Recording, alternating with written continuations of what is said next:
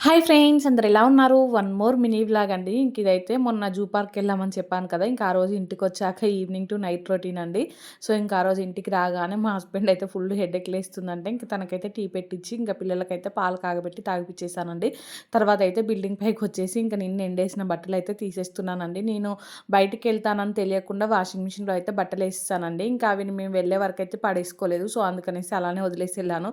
ఇంకా వచ్చాక వాటినైతే ఎండేసానండి. ఇంకా మార్నింగ్ అయితే కాకరకాయ కర్రీ చేశాను కదా! అది పిల్లలు సరిగ్గా తినట్లేదనేసి మా హస్బెండ్ ఈవినింగ్ ఫిష్ తీసుకొచ్చాడండి. ఇంకా అవైతే కడిగేసి కొన్ని పులుసు, కొన్ని ఫ్రై చేద్దామనేసి ఇంకా మ్యారినేట్ చేసి పక్కన పెట్టానండి. ఫ్రై అయితే జస్ట్ ఉప్పు, పసుపు ఇంకా కొంచెం అల్లం వెల్లుల్లి పేస్ట్ అండి. కొంచెం ఆయిల్ అంతే. ఇంకా అది పట్టించి ఫ్రై చేసేసానండి. పులుసు అయితే ఇంకెప్పటిలా కాకుండా కొంచెం ఇలా పులుసు మరిగేటప్పుడు ముక్కలేసి చేద్దాం డిఫరెంట్‌గా ఉంటదని అలా అయితే ట్రై చేశానండి. చాలా వచ్చింది. ఇంకా ఫ్రై బానే ఉంది. పులుసు బానే ఉందండి. ఫ్రై పీసులయితే ఇంకా మా హస్బెండ్‌కి ఇస్తే పిల్లలకైతే తినిపిచ్చేస్తున్నారు.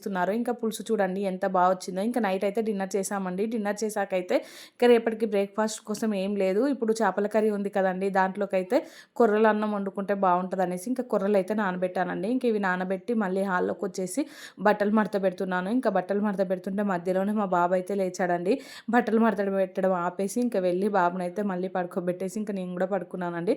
వీడియో నచ్చితే లైక్, షేర్ అండ్ సబ్స్క్రైబ్.